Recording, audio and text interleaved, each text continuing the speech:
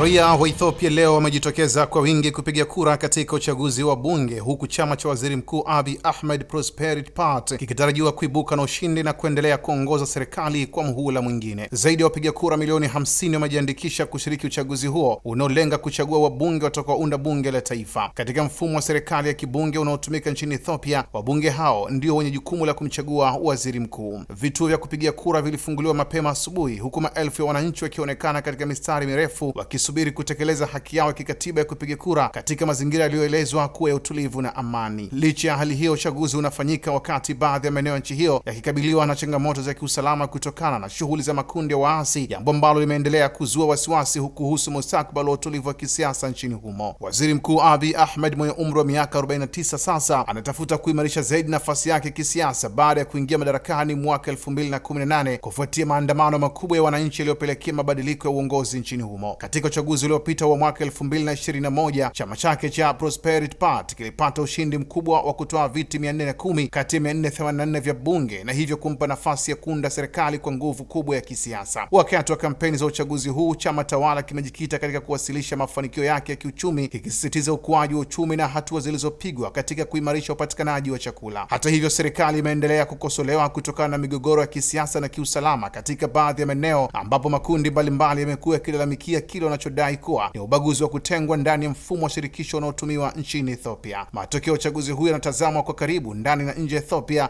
huku akitarajiwa kutoa taswira ya mwelekeo wa kisiasa wa taifa hilo lenye idadi ya pili kwa ukubwa wa watu barani Afrika. Abdullahi Mashi, Kishki TV.